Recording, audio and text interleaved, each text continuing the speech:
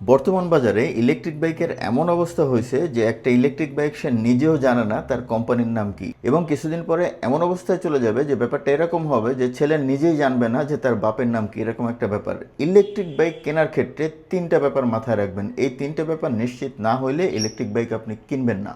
Number one, যার কাছ থেকে আপনি ইলেকট্রিক বাইক কিনবেন সে যদি আপনাকে লিখিত দিতে পারে মেমোতে যে এই ইলেকট্রিক বাইকের বিআরটি এর রেজিস্ট্রেশন হবে, এবং যদি না হয় সে সম্পূর্ণ মূল্য আপনাকে ফেরত দিবে, তাহলে আপনি ইলেকট্রিক বাইকটা কিনতে পারেন তার কাছ থেকে। নাম্বার টু, ইলেকট্রিক বাইক কেনার সময় আপনি সেলারের কাছে জিজ্ঞেস করেন আপনার কাছে স্পেয়ার পার্টস আছে কিনা। যদি সে দেখাইতে পারে আপনাকে প্র্যাকটিক্যালি, তাহলে আপনি ইলেকট্রিক বাইক নেবেন। আর যদি বলে নাই এনে দিতে পারবো, ওই ইলেকট্রিক বাইক আপনি তার কাছ থেকে নেবেন না। And number three, brand. আপনি যে ইলেকট্রিক বাইকটা কিনছেন ওইটার ব্র্যান্ড সম্পর্কে একটু ইন্টারনেটে ঘাটাঘাটি করেন। ম্যাক্সিমাম ইলেকট্রিক বাইকগুলো একটা ওয়েব জেনারেট করে, ওইখানে ওয়েবে গেলে দেখবেন তারা ডাইনোসর আমল থেকে বিজনেস করতেছে। শুধু পৃথিবীতে না, মঙ্গল গ্রহেও তাদের বিজনেস অপারেশন আছে। বাট এই ম্যাক্সিমাম ইনফরমেশন কিন্তু ভুয়া।